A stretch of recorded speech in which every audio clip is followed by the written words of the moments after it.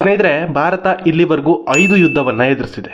ಅದರಲ್ಲಿ 3 ಯುದ್ಧಗಳು ಈ ಕಾಶ್ಮೀರದ ಸಲುವಾಗಿನೇ ನಡೆದಿದೆ.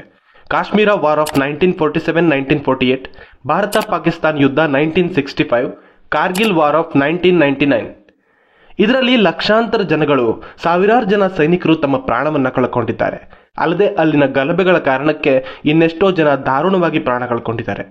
ಒಂದು ಟೈಮ್ನಲ್ಲಿ ಅಲ್ಲಿನ ಜನರ ಪರಿಸ್ಥಿತಿ ಹೇಗಿತ್ತು ಅಂದ್ರೆ, ನಮ್ಗೆ ಭಾರತನೂ ಬೇಡ, ಪಾಕಿಸ್ತಾನನೂ ಬೇಡ, ನಮ್ಮನ್ನ ನಮ್ಮ ಪಾಡಿಗಿರೋದಕ್ಕೆ ಬಿಟ್ಬಿಡಿ ಅಂತ ಬೇಡ್ಕೋತಾ ಇದ್ರು. ಆದ್ರೆ ಆ ಕಡೆ ಪಾಕಿಸ್ತಾನಕ್ಕಾಗ್ಲಿ ಈ ಕಡೆ ಭಾರತಕ್ಕಾಗ್ಲಿ ಈ ಕಾಶ್ಮೀರವನ್ನ ಬಿಟ್ಕೊಡೋದಕ್ಕೆ ಮನಸ್ಸಿರ್ಲಿಲ್ಲ. ಒಂದ್ ವೇಳೆ ನಮ್ಮ ದೇಶ ಶಾಂತಿ ಪ್ರಿಯ ದೇಶ, ಹೀಗಾಗಿ ಇನ್ನೆಷ್ಟು ವರ್ಷ ಈ ತರ ಮನುಷ್ಯರ ಪ್ರಾಣ, ಸೈನಿಕರ ಪ್ರಾಣವನ್ನ ಬಲಿ ಕೊಡಬೇಕು ಅಂತ ಕಾಶ್ಮೀರವನ್ನ ಪಾಕಿಸ್ತಾನಕ್ಕೆ ಕೊಟ್ಬಿಟ್ರೆ ಎಲ್ಲ ಸರಿ ಹೋಗುತ್ತೆ ಅಂತ ಯೋಚನೆ ಮಾಡಿ ಕೊಟ್ಬಿಡೋಕೆ ಯೋಚನೆ ಮಾಡ್ತು ಅಂತ ಅಂದ್ಕೊಳ್ಳಿ. ಅಯ್ಯೋ ಇರಿ, ಇನ್ನು ಸಿಟ್ಟು ಮಾಡ್ಕೋಬೇಡಿ. ದೇಶದ ಮೇಲೆ ಪ್ರೀತಿ ಇರೋರು ಯಾರು ಕೂಡ ಇದನ್ನ ಸಹಿಸ್ಕೊಳ್ಳೋದಕ್ಕೆ ಸಾಧ್ಯ ಇಲ್ಲ.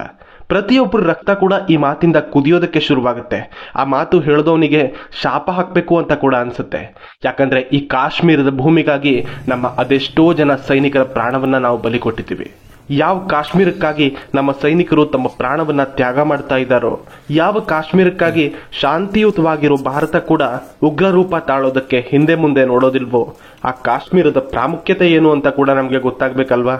ಯಾಕಂದ್ರೆ ಆ ಜಾಗಕ್ಕಾಗಿ ಯಾಕೆ ನಮ್ಮ ಸೈನಿಕರು ಬಲಿದಾನ ಆಗ್ತಿದೆ, ಆ ಕಾಶ್ಮೀರದಲ್ಲಿ ಅಂಥದ್ದೇನಿದೆ ಅನ್ನೋದು ಕೂಡ ನಮ್ಗೆ ಗೊತ್ತಾಗ್ಬೇಕಲ್ವಾ?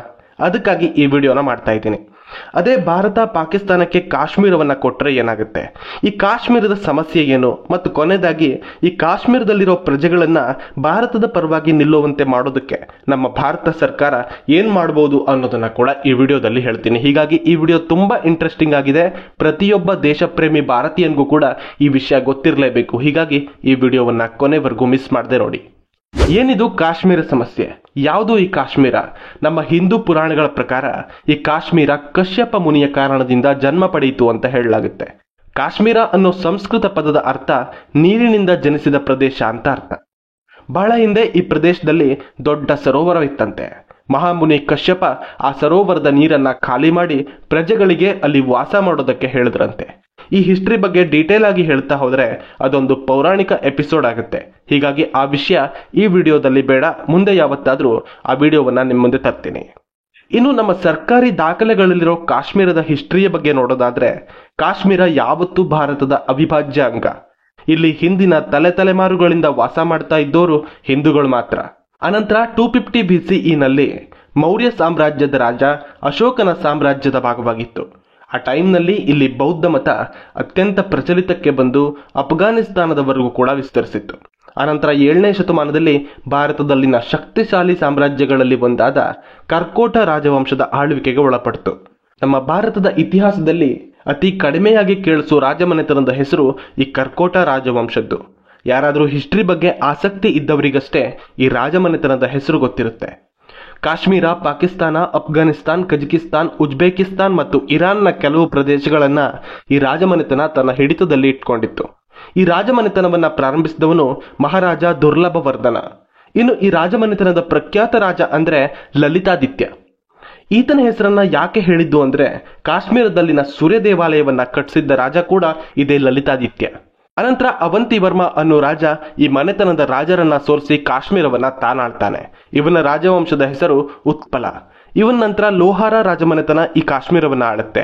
ಅನಂತರ 1319ರಲ್ಲಿ ಶಂಸುದ್ದೀನ್ ಅನ್ನೋ ಮುಸ್ಲಿಂ ದಾಳಿಕೋರ ಈ ಪ್ರದೇಶವನ್ನ ವಶಪಡಿಸಿಕೊಂಡು ಹಿಂದೂ ರಾಜರ ಆಳ್ವಿಕೆಯನ್ನ ಕೊನೆಗೊಳಿಸಿ ಮುಸ್ಲಿಂ ಆಳ್ವಿಕೆಯನ್ನ ಪ್ರಾರಂಭಿಸ್ತಾನೆ.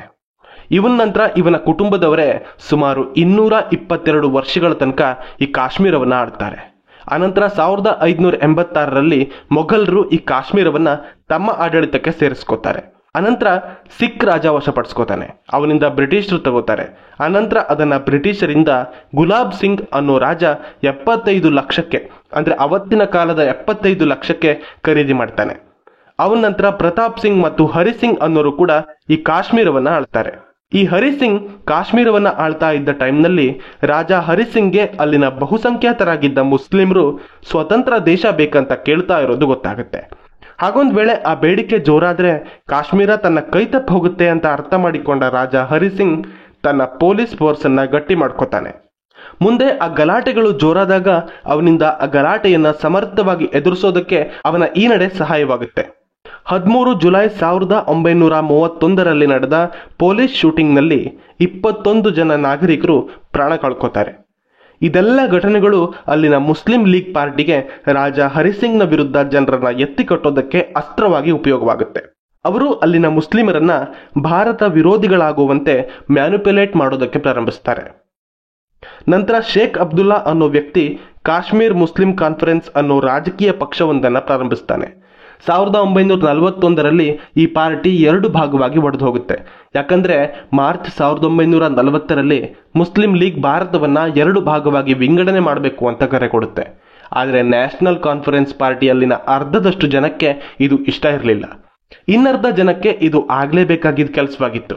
ಹೀಗಾಗಿ ನ್ಯಾಷನಲ್ ಕಾನ್ಫರೆನ್ಸ್ನ ಮೆಂಬರ್ ಆಗಿದ್ದ ಗುಲಾಂ ಅಬ್ಬಾಸ್ ಈ ಪಾರ್ಟಿಯಿಂದ ಹೊರಬಂದು ಮುಸ್ಲಿಂ ಕಾನ್ಫರೆನ್ಸ್ ಅನ್ನ ಪ್ರಾರಂಭಿಸ್ತಾನೆ. ಇವನ ಮುಖ್ಯ ಉದ್ದೇಶ ಏನಾಗಿತ್ತು ಅಂದ್ರೆ ಪಾಕಿಸ್ತಾನ ಅನ್ನೋ ದೇಶ ಸಪರೇಟ್ ಆಗಿ ಅವರಿಗೆ ಸಿಗಬೇಕು, ಹಾಗೆ ಈ ಕಾಶ್ಮೀರ ಪಾಕಿಸ್ತಾನದ ಭಾಗವಾಗಬೇಕು ಅನ್ನೋದಾಗಿತ್ತು. ಅಲ್ಲಿಂದ 1946ರವರೆಗೂ ಪವರ್ನಲ್ಲಿ ಇಲ್ಲದೆ ಇದ್ದ National Conference Party Quit Kashmir Movement ಅನ್ನ ಪ್ರಾರಂಭಿಸುತ್ತೆ. ಇದು ಯಾವ ಕಾರಣಕ್ಕೆ ಅಂದ್ರೆ ಬ್ರಿಟಿಷರು 75 ಲಕ್ಷಕ್ಕೆ ಈ ಕಾಶ್ಮೀರವನ್ನ ಮಾರಾಟ ಮಾಡಿದ್ದ ಒಪ್ಪಂದವನ್ನ ರದ್ದು ಮಾಡಬೇಕು ಅಂತ. ಇದೇ ಟೈಮ್ನಲ್ಲಿ ಶೇಖ್ ಅಬ್ದುಲ್ಲಾನ ಅರೆಸ್ಟ್ ಆಗುತ್ತೆ. ಈ ಶೇಖ್ ಅಬ್ದುಲ್ಲಾನನ್ನ ಅರೆಸ್ಟ್ ಮಾಡಿದಾಗ ಜವಾಹರ್ಲಾಲ್ ನೆಹರು ಅವರು ಜೂನ್ನಲ್ಲಿ ಈ ಶೇಖ್ ಅಬ್ದುಲ್ಲಾನನ್ನ ಬಿಡಿಸೋದಕ್ಕೆ ಲಾಯರ್ ಅನ್ನ ನೇಮಿಸ್ತಾರೆ. ಅನಂತರ 3ನೇ ಜೂನ್ 1947ರಲ್ಲಿ ಭಾರತದ ಬಗ್ಗೆ ಎಳ್ಳಷ್ಟು ಗೊತ್ತಿಲ್ಲದೆ ಇದ್ದ ಮೌಂಟ್ ಬ್ಯಾಟನ್ ಅನ್ನೋ ಬ್ರಿಟಿಷ್ ಅಧಿಕಾರಿಯೊಬ್ಬ ಭಾರತ ಪಾಕಿಸ್ತಾನದ ವಿಭಜನೆ ಮಾಡಿ ಗಡಿ ರೇಖೆಯನ್ನ ಎಳಿತಾನೆ. ಇದನ್ನ ಇಂಡಿಯನ್ ನ್ಯಾಷನಲ್ ಕಾಂಗ್ರೆಸ್ ಮತ್ತು ಮುಸ್ಲಿಂ ಲೀಗ್ ಎರಡೂ ಕೂಡ ಇದಕ್ಕೆ ಒಪ್ಪಿಕೊಳ್ಳುತ್ತೆ. ಈ ಒಪ್ಪಂದದ ಪ್ರಕಾರ ಬ್ರಿಟಿಷರ ಕಂಟ್ರೋಲ್ನಲ್ಲಿದ್ದ ಕೆಲವು ಪ್ರದೇಶಗಳು ಭಾರತಕ್ಕೆ ಸಿಗುತ್ತೆ, ಹಾಗೆ ಇನ್ನು ಕೆಲವು ಪ್ರದೇಶಗಳು ಪಾಕಿಸ್ತಾನಕ್ಕೆ ಸಿಗುತ್ತೆ ಅನ್ನೋದಾಗಿತ್ತು. ಆದರೆ ಬ್ರಿಟಿಷರ ಜೊತೆ ಸೇರ್ಕೊಂಡ ಪ್ರದೇಶಗಳಿಗೆ ಯಾವ ದೇಶಕ್ಕೆ ಸೇರ್ಕೋಬೇಕು ಅಂತ ಅನ್ಸುತ್ತೆ ಅವರು ಆ ದೇಶದ ಭೂಭಾಗಕ್ಕೆ ಸೇರ್ಕೋಬಹುದಾಗಿತ್ತು. ರಾಜ ಹರಿಸಿಂಗ್ನ ಆಳ್ವಿಕೆಯಲ್ಲಿದ್ದ ಪ್ರದೇಶಕ್ಕೂ ಕೂಡ ಇದೇ ರೀತಿಯ ಸ್ವತಂತ್ರ ನಿರ್ಧಾರ ತಗೊಳ್ಳೋ ಆಯ್ಕೆಯನ್ನ ಕೂಡ ಕೊಡಲಾಗುತ್ತೆ. ಆದ್ರೆ ಇವನಿಗೆ ಮೊದಲಿಂದಾನೂ ತನ್ನ ಅಧಿಕಾರವನ್ನ ಕಳೆದುಕೊಳ್ಳೋದಕ್ಕೆ ಇಷ್ಟವಿರಲಿಲ್ಲ.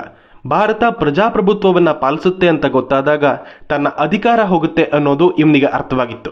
ಹಾಗಾಗಿ ಭಾರತಕ್ಕೆ ಸೇರೋಕೆ ಈತ ಇಷ್ಟಪಡಲಿಲ್ಲ. ಆ ಕಡೆ ಪಾಕಿಸ್ತಾನ ಕೂಡ ಸಪರೇಟ್ ಆಗಿ ಮುಸ್ಲಿಂ ದೇಶ ಬೇಕು ಅಂತ ಹೇಳಿ ಪಡ್ಕೊಂಡಿದ್ದ ಕಾರಣ ಅವನಿಗೆ ಅಲ್ಲಿಗೆ ಹೋಗೋದಕ್ಕೂ ಕೂಡ ಅವಕಾಶ ಇರಲಿಲ್ಲ. ಹೀಗಾಗಿ ಆಗಸ್ಟ್ 12, 1947ರಂದು ಆ ಕಡೆ ಪಾಕಿಸ್ತಾನಕ್ಕೆ ಹಾಗೂ ಈ ಕಡೆ ಭಾರತಕ್ಕೆ ಎರಡೂ ಕಡೆ ತಾನು ಯಾರೊಂದಿಗೂ ಸೇರೋದಿಲ್ಲ ಅಂತ ತಟಸ್ಥವಾಗಿರ್ತೀನಿ ಅನ್ನೋ ಅಗ್ರಿಮೆಂಟ್ ಅನ್ನ ಕಳಿಸ್ತಾನೆ. ಅಂದ್ರೆ ಏನಾದರೂ ಗಲಾಟೆಗಳು ಯುದ್ಧಗಳು ನಡೆದ್ರೆ ಆ ಕಡೆ ಪಾಕಿಸ್ತಾನ ಆಗ್ಲಿ ಅಥವಾ ಈ ಕಡೆ ಭಾರತ ಆಗ್ಲಿ ಕಾಶ್ಮೀರದ ಭೂಭಾಗವನ್ನ ಆಕ್ರಮಿಸಬಾರದು ಅನ್ನೋದು ಆ ಅಗ್ರಿಮೆಂಟ್ನ ಉದ್ದೇಶವಾಗಿತ್ತು. ಈ ಅಗ್ರಿಮೆಂಟ್ಗೆ ಪಾಕಿಸ್ತಾನ ಸೈನ್ ಮಾಡಿತ್ತು, ಆದ್ರೆ ಭಾರತ ಇದನ್ನ ಒಪ್ಪಿಕೊಳ್ಳಲಿಲ್ಲ. ಇದೇ ಟೈಮ್ನಲ್ಲಿ ರಾಜಾ ಹರಿಸಿಂಗ್ ಕಾಶ್ಮೀರದಲ್ಲಿದ್ದ ತನ್ನ ಮಿಲಿಟರಿ ಸೈನ್ಯದಿಂದ ಮುಸ್ಲಿಂ ಸೈನಿಕರನ್ನ ವಜಾ ಮಾಡ್ತಾನೆ. ಇದರಿಂದ ಕೋಪಗೊಂಡ 60,000 ಜನ ಸೈನಿಕರು ನೋ ಟ್ಯಾಕ್ಸ್ ಕ್ಯಾಂಪೇನ್ ಅನ್ನ ಸ್ಟಾರ್ಟ್ ಮಾಡ್ತಾರೆ. ಅಂದ್ರೆ ಇವರು ರಾಜನಿಗೆ ಟ್ಯಾಕ್ಸ್ ಕಟ್ಟೋದಿಲ್ಲ ಅಂತ ಕ್ಯಾಂಪೇನ್ ಅನ್ನ ಪ್ರಾರಂಭಿಸ್ತಾರೆ. ಹೇಗಾದ್ರೂ ಇವರನ್ನ ಮಟ್ಟ ಹಾಕಬೇಕು ಅಂತ ರಾಜಾ ಹರಿಸಿಂಗ್ ಮಾರ್ಷಲ್ ಲಾ ಅನ್ನ ಲಾಗು ಮಾಡ್ತಾನೆ. ಇದರಿಂದ ಉಳಿದ ಮುಸ್ಲಿಮರು ಕೂಡ ಕೋಪಗೊಳ್ತಾರೆ. ಈ ಅವಕಾಶವನ್ನ ಬಳಸ್ಕೊಳ್ಬೇಕು ಅನ್ನೋ ಕಾರಣಕ್ಕೆ ಪಾಕಿಸ್ತಾನ ಈ ಕಾಶ್ಮೀರವನ್ನ ಪಾಕಿಸ್ತಾನದೊಂದಿಗೆ ವಿಲೀನ ಮಾಡುವಂತೆ ಹರಿಸಿಂಗ್ಗೆ ಲೆಟರ್ ಕೊಡುತ್ತೆ. ಆನಂತರ ಪಾಕಿಸ್ತಾನ ಅಲ್ಲಿನ ಜನಕ್ಕೆ ಆಧುನಿಕ ಆಯುಧಗಳನ್ನ ಸಪ್ಲೈ ಮಾಡಿ ಆಪರೇಷನ್ ಬುಲ್ಮಾರ್ಕ್ ಅನ್ನ ಪ್ರಾರಂಭಿಸುತ್ತೆ. ಅಕ್ಟೋಬರ್ 24ರಂದು ಹರಿಸಿಂಗ್ ಪಾಕಿಸ್ತಾನದಿಂದ ತನ್ನನ್ನು ರಕ್ಷಣೆ ಮಾಡುವಂತೆ ಭಾರತವನ್ನ ಕೇಳ್ಕೊತಾನೆ. ಅದಕ್ಕೆ ಭಾರತ ಕಂಡೀಷನ್ನ ಮೇಲೆ ಒಪ್ಪಿಗೆ ನೀಡುತ್ತೆ. ಆ ಒಪ್ಪಂದ ಏನಂದ್ರೆ ಡಿಫೆನ್ಸ್, ಕಮ್ಯುನಿಕೇಶನ್ ಮತ್ತು ಫಾರಿನ್ ಅಫೇರ್ಸ್ ಮೇಲೆ ಮಾತ್ರವೇ ಭಾರತಕ್ಕೆ ಕಾಶ್ಮೀರದ ಮೇಲೆ ಕಂಟ್ರೋಲ್ ಇರುತ್ತೆ ಅನ್ನೋದು. ಅದಕ್ಕೆ ಒಪ್ಪಿಗೆ ನೀಡಿದ್ರೆ ಮಾತ್ರ ತಾವು ರಕ್ಷಣೆ ಕೊಡೋದಾಗಿ ಭಾರತ ಹೇಳುತ್ತೆ. ಅದಕ್ಕೆ ಹರಿಸಿಂಗ್ ಒಪ್ಕೋತಾನೆ. ಹೀಗಾಗಿ ಜವಾಹರ್ಲಾಲ್ ನೆಹರು ಪಾಕಿಸ್ತಾನದ ಮೇಲೆ ಯುದ್ಧಕ್ಕೆ ಒಪ್ಪಿಗೆ ಕೊಡ್ತಾರೆ.